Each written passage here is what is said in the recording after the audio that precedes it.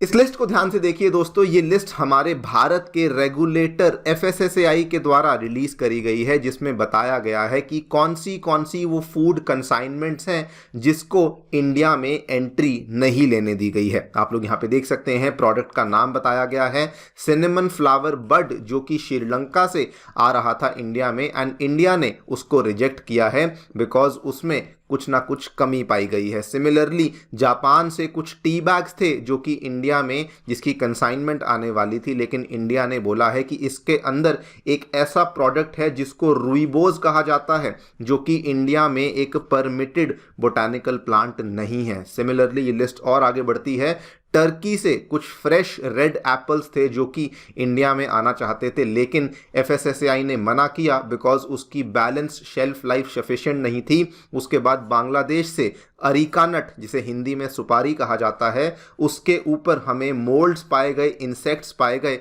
जिसकी वजह से उसको नहीं आने दिया। चाइना से भी सिमिलरली एक तरह की सी वीड होती है जिसको सुशी नोरी कहा जाता है, उसको भी इंडिया में नहीं आने दिया बिकॉज जब टेस्टिंग हुई तो पता लगा कि बेसिकली उसके अंदर हैवी मेटल है, स्पेशली उसके अंदर आर्सेनिक के कुछ यहाँ पर कंपोनेंट्स हैं जो कि देखने को मिले हैं। नमस्कार दोस्तों, स्वागत है आप सभी का पाथफाइंडर पर। In a very strict action by the government of India दोस्तों, हमने बहुत सारी कंट्री से आने वाली जो अलग अलग कंसाइनमेंट्स हैं उनको हमने इंडिया में आने से पहले ही इनकार कर दिया है। आप लोग यहाँ पे देख सकते हैं, खबर कल शाम को ही सामने आई है। India rejects food consignments from China, Japan, Sri Lanka, Bangladesh, Turkey because in सारी की सारी फूड कंसाइनमेंट्स में फूड सेफ्टी को लेकर कुछ कंसर्न्स थे जो कि हमारे फूड रेगुलेटरी अथॉरिटी एफएसएसएआई के द्वारा जिनको बताया गया, एंड इसीलिए इंडिया ने कहा कि इनको हम लोग इंडिया के अंदर नहीं लेने वाले हैं। बात करेंगे दोस्तों इस पूरी डेवलपमेंट के बारे में, क्या है ये वाली सारी की सारी आइटम्स जिनको इंडिया ने यहाँ पे रिजेक्ट किया है, किस बेसिस पर, क्या वेरिफिकेशन प्रोसेस है जो कि इंडिया अपनाता है जिसके बेसिस पे रिजेक्ट होता है, उसको भी समझने का प्रयास करेंगे। एंड ऑल्सो डिस्कस करेंगे कि क्या ये इंडिया के द्वारा लिया गया जो कदम है, क्या ये सही कदम है या फिर नहीं। आइए शुरू करते हैं मेरे साथ। मेरा नाम है अनिरुद्ध। यदि आप लोग हमें फॉलो करना चाहते हैं, हमारे लेक्चर्स के अपडेट्स को प्राप्त करना चाहते हैं, तो यहाँ पर दिए गए टेलीग्राम चैनल्स के माध्यम से ऐसा कर सकते हैं। दोस्तों आगे बढ़ने से पहले बताना चाहूँगा कि अनअकैडमी के ऑफलाइन सेंटर्स नई दिल्ली के करोल बाग, मुखर्जी नगर, उत्तर प्रदेश के प्रयागराज और बिहार के पटना में आ चुके हैं, जहाँ पर आपके लिए हम लोग 2026 और 27 के लिए जो जीएस बैचेस हैं उनको आरंभ कर रहे हैं। कोई भी आपको डाउट है, कोई भी आपको क्वेरी है, आप लोग हमारे सेंटर को विजिट करिए या फिर नीचे दिए गए फ़ोन नंबर्स पर फ़ोन भी कर सकते हैं। हमारा फ्री स्टडी मटेरियल पाने के लिए हमारी नई ऐप को डाउनलोड कर सकते हैं, इसका लिंक भी आपको डिस्क्रिप्शन बॉक्स में नीचे दिया गया है। All right, so directly coming to the news,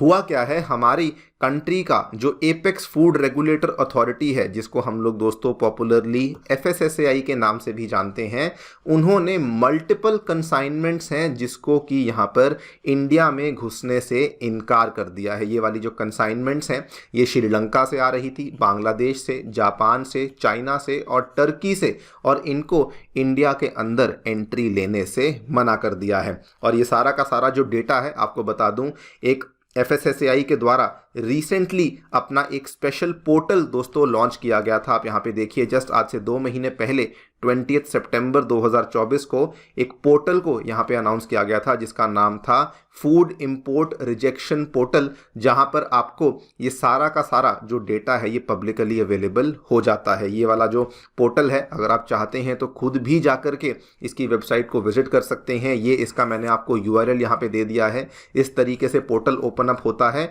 और उसके बाद इसमें ये सारी की सारी लिस्ट आती है, date wise, month wise, country wise, कि कहाँ कहाँ पे हमने कौन सी आइटम को इंडिया में आने से इनकार किया है। और बल्कि यहाँ पर यह भी लिखा होता है कि रीज़न क्या है रिजेक्शन का, यानी कि पब्लिकली इन चीज़ों को सरकार के द्वारा पब्लिक के लिए अवेलेबल करवाया गया है कि हम लोग इस पर्टिकुलर कंट्री से ये वाली जो आइटम है इसको इंडिया में क्यों नहीं आने दे रहे हैं। नाउ ये सारा का सारा डेटा जो कि इस FIRA पोर्टल पर अवेलेबल करवाया गया है, अगर इसमें मैं कुछ आइटम्स की स्पेसिफिकली बात करूं तो सबसे पहले तो श्रीलंका से इन्होंने सिनेमन फ्लावर बड को इंडिया में आने नहीं दिया है। इसके पीछे जो मेन रीज़न है, असल में इन्होंने कहा कि एज पर दी FSSAI एक्ट आपने इसके लिए प्रायर प्रोडक्ट अप्रूवल लिया ही नहीं, यानी कि ये वाली जो चीज़ है ये पहले कभी इंडिया में नहीं आई है, आपको अप्रूवल लेना चाहिए था, तभी जाकर के आप इसका जो एक्सपोर्ट है वो इंडिया में कर सकते हैं। सिमिलरली श्रीलंका और बांग्लादेश में इन्होंने वहाँ से अरीका नट का इम्पोर्ट हो रहा था, जो कि जिसको हम हिंदी में सुपारी कहते हैं, लेकिन दोनों ही कंसाइनमेंट्स में इन्होंने कहा है, ये देखिए अरीका नट, दोनों ही कंसाइनमेंट्स में कहा गया है कि या तो उसकी जो नट्स हैं वो डैमेज्ड हैं, या उसके ऊपर वहाँ पे मोल्ड है, या उसके ऊपर आपको इंसेक्ट्स देखने को मिली हैं, किसी में मॉइस्चर परसेंटेज ज़्यादा है, इस वजह से हम लोग इन नट्स को इंडिया में आने की अनुमति नहीं दे सकते हैं। सिमिलरली जो टर्की से आने वाले रेड एप्पल्स थे उसमें कहा गया है कि इनकी शेल्फ लाइफ छोटी है, जिस वजह से इंडिया में नहीं आने दे सकते। चाइना से 2 आइटम्स हैं, एक आपने नाम सुना होगा बडवाइजर की नॉन अल्कोहलिक बियर आती है, उसको दोस्तों इंडिया में आने से मना कर दिया गया है, बिकॉज बताया गया है कि उसमें जो प्रिस्क्राइब्ड लिमिट है फॉर अल्कोहल फ्री बियर, उसमें जो पीएच वैल्यू है ये उसकी पीएच वैल्यू से कम आपको देखने को मिल रही है, यानी कि बहुत ही ज़्यादा सटीक तरीके से यहाँ पे चेकिंग होती है, वेरिफिकेशन होती है, तभी जाकर के ये वाले फैसले लिए जाते हैं। सिमिलरली चाइना से आने वाली एक सीवीड है जिसको रिजेक्ट किया गया बिकॉज उसके अंदर हैवी मेटल्स और आर्सेनिक का हमें एक प्रेजेंस देखने को मिला है। यहाँ तक कि जापान से भी मैंने आपको बताया जो एक चाय आने वाली थी उसमें भी दोस्तों रिजेक्ट किया गया है, बिकॉज उसके अंदर एक ऐसा बोटानिकल इंग्रेडिएंट है जिसको रूइबोस कहा जाता है, लेकिन अपेरेंटली वो इंडिया के अंदर एक परमिटेड प्लांट नहीं है, जिसके बिना पे उसको भी इंडिया में आने से इनकार कर दिया गया है। नाउ क्वेश्चन ये आता है कि ये किस बेसिस पर FSSAI के द्वारा इस तरह के स्टेप्स लिए जाते हैं। देखिए इंडिया जो है वो बहुत सारी कंट्री से बहुत सारी चीज़ों को इंपोर्ट करता है, और इसीलिए FSSAI ने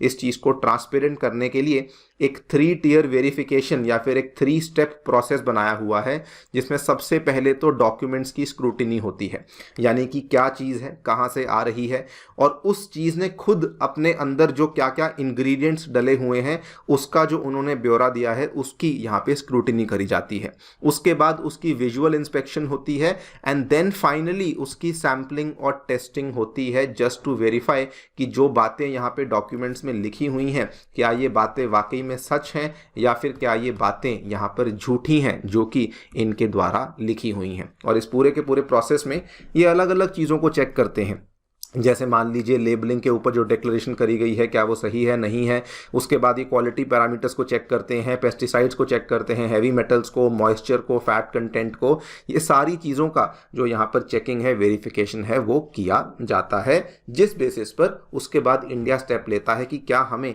ये वाली फूड कंसाइनमेंट को इंडिया में अलाउ करना है या फिर नहीं करना है। नाउ एक सवाल यहाँ पर आता है कि क्या जो ये इंडिया के द्वारा कदम लिया गया है क्या ये सही कदम है। देखिए अगर हम थोड़ा सा पीछे जाएंगे, आज से 5-6 महीने पहले की बात है, एक सीरीज ऑफ खबर हमें देखने को मिल रही थी, अप्रैल मई महीने की बात है, कि लगातार अलग अलग देशों में हमारे भारत से बनने वाले जो स्पाइसेस हैं, MDH के मसाले हुए, एवरेस्ट के मसाले हुए, इनको अलग अलग वेस्टर्न कंट्रीज़ के द्वारा, इवन हमारे भी आसपास कई सारे पड़ोसी देशों के द्वारा रिजेक्ट किया जा रहा था। आप लोग देखिए यूरोपियन यूनियन ने कहा कि कैंसर कॉजिंग केमिकल्स पाए गए हैं इन 527 इंडियन फूड आइटम्स। यहाँ पर भी देखिए 6 महीनों में USA के द्वारा हमारे MDH मसालों के लगभग 33% शिपमेंट्स को रिजेक्ट किया गया, एंड वहीं पर सिंगापुर हुआ, हांगकांग हुआ, इवन पड़ोसी देश नेपाल तक ने बैन कर दिया, कहते हुए कि इसके अंदर क्वालिटी इश्यूज हैं। नाउ अगर ये लोग यहाँ पे क्वालिटी चेक कर सकते हैं,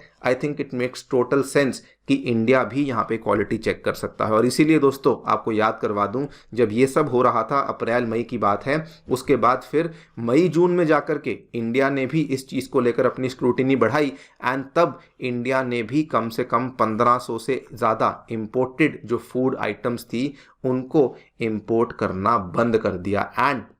इनफैक्ट बहुत सारी कंसाइनमेंट्स इंडिया में आ पहुंची थी, उनको इंडिया ने वापस भेज दिया, जिसमें कि अलग अलग कंसाइन चीज़ें थी, चीज़ थी, विस्की थी, आलमंड्स था, नट्स था, ये बहुत सारी चीज़ों को इंडिया के द्वारा वापस भेजा गया। तो बेसिकली अगर ये लोग इस तरीके से कर सकते हैं, it just makes total sense, because सबसे पहले तो हम लोग we are the most populated country in the world, and secondly